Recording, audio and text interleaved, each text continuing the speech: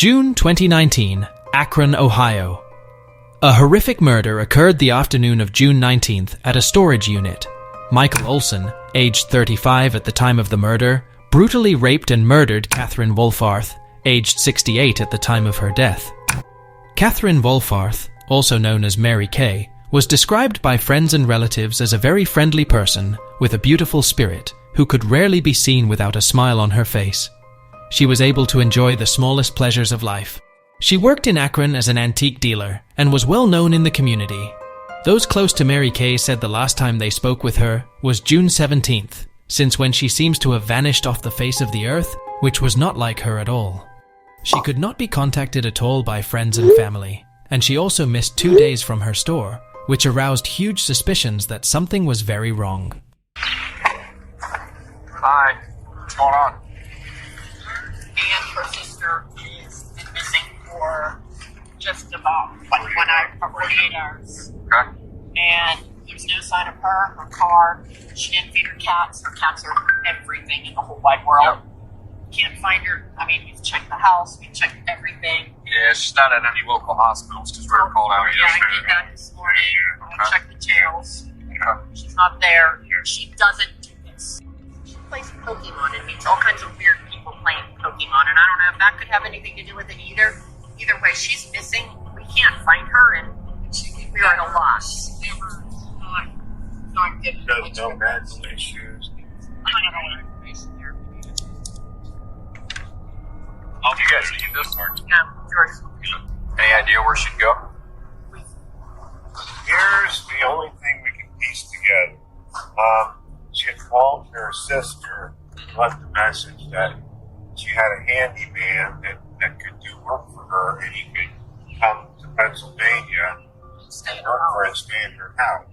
And that's the last message anybody heard of. That the worker could come from Pennsylvania? No, from here From to here go to to her Pennsylvania. house. Stay Her house in in my house. So Pennsylvania. you're in Pennsylvania? Yeah. Okay. She called her and told her that she had a worker that could come down to Swissville to stay at her house, which is something she wouldn't have allowed, and do work on her house, like a handyman thing. And then she was giggling at the end of it, which is not my aunt.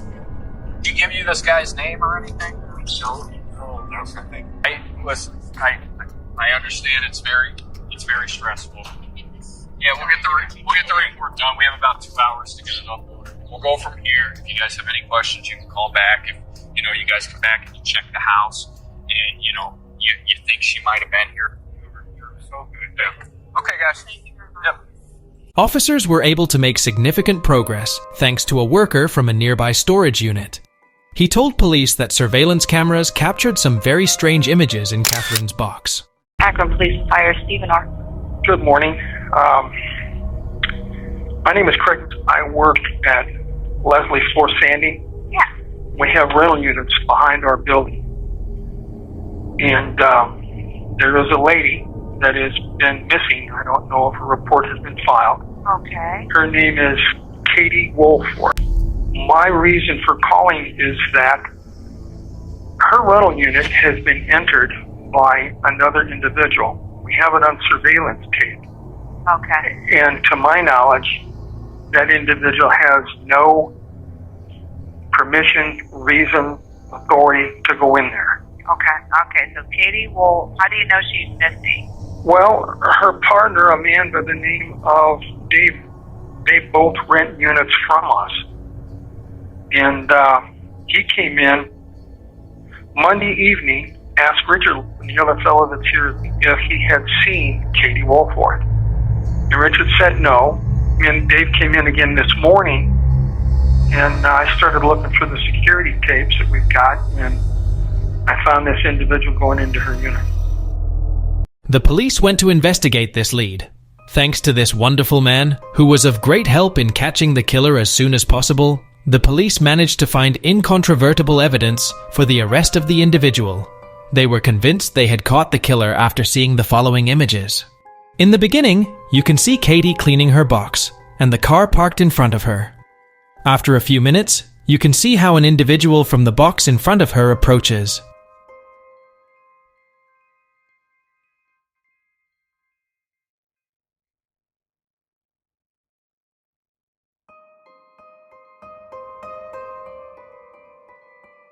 It looks like there's been a few minutes conversation.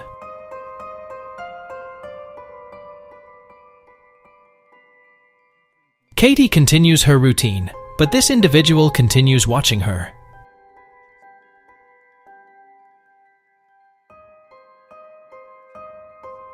At one point, you can see him hiding behind her car, showing very strange behavior. What's next is even worse. Katie walks up to the desk at the front of the building, and the guy goes into her box.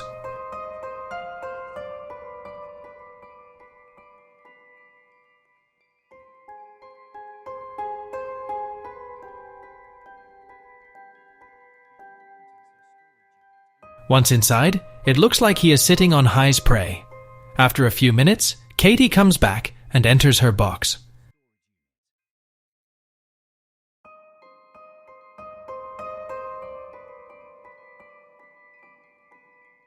The door closes instantly. After about 20 minutes, a man wrapped in a blanket comes out of the box.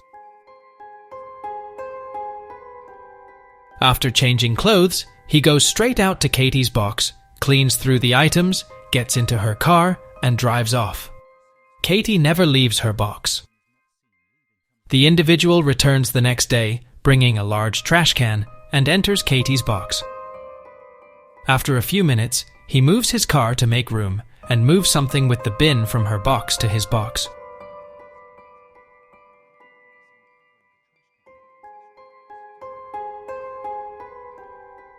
Seeing these images, the police were convinced that a horrible crime had taken place.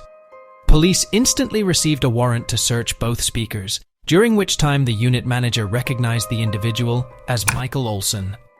Michael's father was brought to the scene to open the stall door. Only he had the key except for his son, who complied unaware of the seriousness of the situation. Once the door was open, the police could clearly see that something was very wrong. A few items that were covered in blood were seen. In the back of the box, they found the trash that Michael had moved. From the covered trash can, a leg was seen hanging.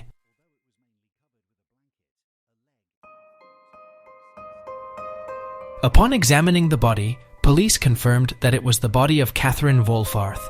The pants were pulled down and the legs were taped. The police determined that she was raped and suffered fatal head trauma. By this time, when police gave chase to Michael Olson, he was already in custody for another crime. He tried to break into a restaurant. He was brought in for questioning, not suspecting that the police already knew everything. So, I read your Miranda rights. You understand those? Yes. Okay. Yes. Keeping those rights in mind, we'd like to talk to you about another issue. So, today, you told Detective Brady that you were mulching out there. Notice how he changes his body position when he hears that the topic of discussion will be different from what he thought. The country? Yes. Yeah, I went up there, I can find a small store, get the mulch one. Okay. Did you, well, we met your dad today, and he was saying that, You met my dad? yeah. Yeah, did you talk to your dad on the phone today at all? Oh, yeah, good times. And, what you saw? You ran around a gas? Yeah, I ran out of gas a lot lately. Yeah, so. Oh, yes. What you guys talk about you? Like you said, he called me up earlier to go get a ride to bring up the castle and finish gun. And that was about it. Did you say that we wanted to talk to you? We? The Akron place? No, not at all. So your storage unit up there up on North Hill. Yeah. Well, that's your dad. It's my dad's, yeah, it ain't mine. Who has access to it? Me and my dad. When was the last time you were there? I was up there either this morning or yesterday morning. I can't remember what the actual day was. Now, are you aware that that storage area, they've got all kinds of cameras? Oh, yeah, because of the theft. Yeah. Were you up there Monday? Let's say. Today's Wednesday. Monday. 2 days ago. I've been up there sporadically throughout the last week. I don't know exactly which day, but think I was up there Monday now. This interview took place in the afternoon, and saying he doesn't remember what he did in the morning makes it clear he's not telling the truth. The detective shows him a picture of Catherine to see if he gets any emotion out of him. What's she looking like? Oh yeah, that's Dave and Kathleen? Katie? That's the same name, right? When's the last time you saw her? Probably Saturday, Sunday, something like that. Although he doesn't seem to give anything away, his body language betrays him. Agitation and anxiety appear when he starts playing with the water bottle. I was up there doing some stuff on the shop. Not Monday. I don't think it was up there. Really tired. I don't think it was up there Monday. I know it was there over the weekend. Well, like I told you, they're mistake. Yeah. We watched it. No. No, you watched. No, did you talk to her at all? No. Yeah, it was. She actually tried to knock on my door one night. She said I was sleeping up there. I fell asleep or something. She gave me a fan if I was hot or something. So I hadn't talked to her before yet. You find evidence, different things, hair, blood, different objects, and we can kind of piece together what happened. So, I mean, sometimes people, they do something, they get themselves in a predicament, they get worried. Something happened on accident, you get scared, they try to cover it up, they don't want to try to explain it. Well, and now's the time for them to explain what. Monday? I think Tuesday or Sunday. There's nothing to explain. Yeah. Something bad happened, Katie. You know it. You know it happened. So I started Marquette. It's giving you the opportunity to give us your narrative.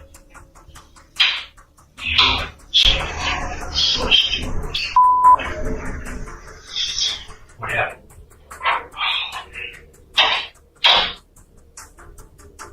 She wanted to give you some money. She wanted to give you a job. We have mistakes. Yeah. Tough with it. It's probably gonna help you.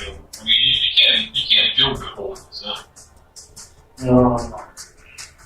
I just Tell us what. I snapped. Something came over me.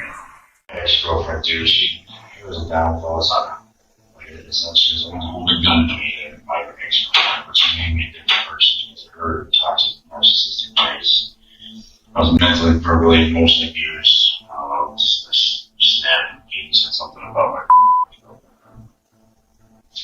girlfriend. You know what? Well, Yeah. tell us what.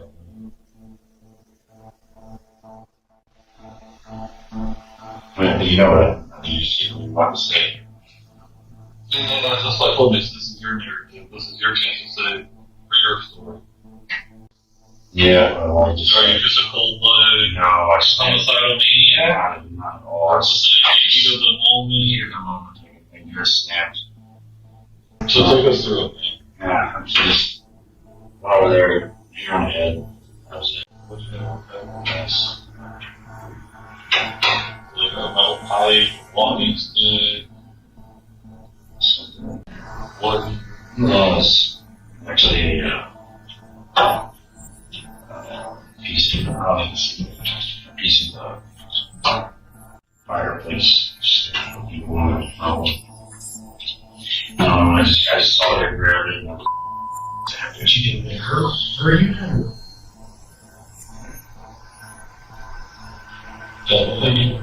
No more, I just tried to get around the animals. It was dumb. I should have never done it. Obviously, it was jeopardize my life, but it's snapped, man. I've been so emotionally, verbally abused. You have no idea. We have a mother. We have a staying with 35 years old.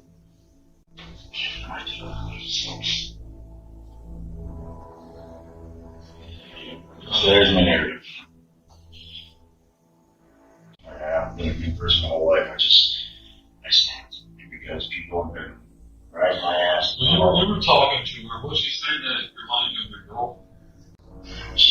kind of talked about her a little bit, and she said that maybe you did this to her, whatever.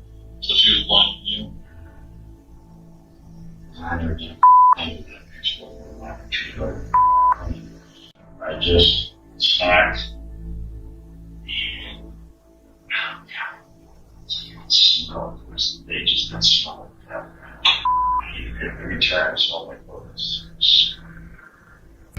Mom, Dad, if you watch this, I love you, I'm sorry.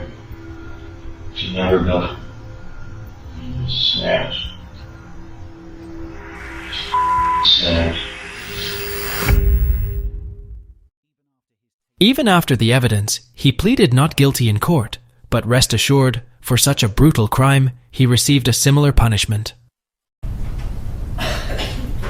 Well, sir, I've considered the relevant information, I've listened to the statements of counsel, and I've analyzed all the factors I'm required to analyze. Based upon the facts and circumstances, consideration of the relevant sentencing factors applying the minimum sanction, I've determined will protect the public and punish you without imposing an unnecessary burden on state or local resources, analyzing all the factors I'm required to analyze, including the seriousness factors, the recidivism factors, all other factors before the court, following the agreement the two folks reached.